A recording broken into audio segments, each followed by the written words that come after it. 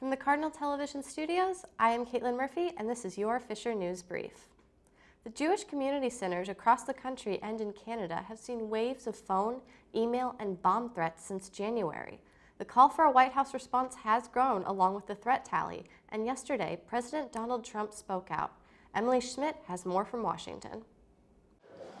Tuesday morning, around the time Donald Trump toured the National Museum of African American History and Culture in Washington. This tour was a meaningful reminder of why we have to fight bigotry, intolerance, and hatred in all of its very ugly forms. This Jewish community center in La Jolla, California felt hatred up close. Even though the emailed bomb threat turned out to be a false alarm, the alarms keep coming. The level of tension in the Jewish community is pretty high. This week, a Buffalo Jewish community center got a threat. So did one in Milwaukee, and someone toppled over 100 granite headstones in a Missouri Jewish cemetery. The JCC Association of North America reports at least 54 Jewish community centers have faced threats since January. Just last week, a reporter asked President Trump what the government planned to do about it. I am the least anti-Semitic person that you've ever seen in your entire life.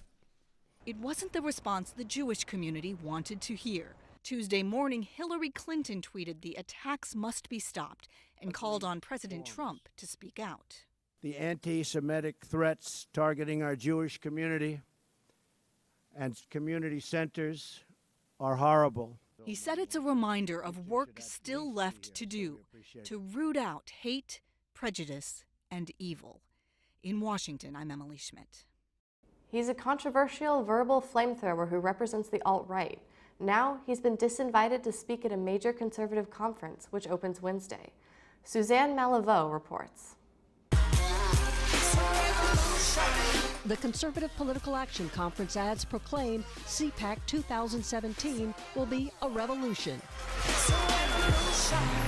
The first revolt from conservatives and Democrats alike over a controversial proposed speaker, Milo Yiannopoulos, known as Milo, the professional provocateur. Muslims rape everyone. And Breitbart senior editor, who advocates for free speech in nearly any form. To be quite honest with you, your feelings. Now he's decidedly off the schedule, just 2 days after he was announced. And it's not the first time he's gotten the hook.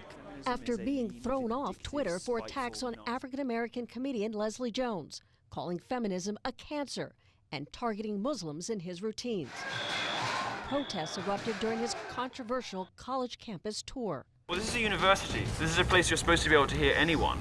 This time, the cancellation came after the conservative website, the Reagan Battalion, published this podcast clip, highlighting Milo's discussion about sex with minors. In the homosexual world, particularly, some of those relationships between younger boys and older men, the sort of coming-of-age relationships, the relationships in which those older men help those young boys to discover who they are. It sounds like Catholic priest molestation to me. And you know what? I'm grateful for Father.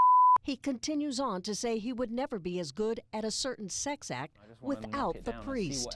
Milo later took to Facebook to clarify his comments, posting in part, "A note for idiots. I do not support pedophilia. Period. I am completely disgusted by the abuse of children." CPAC chairman Matt Schlapp posting a statement to Twitter today, calling the Facebook apology insufficient, writing, "There is no disagreement among our attendees on the evils of sexual abuse of children."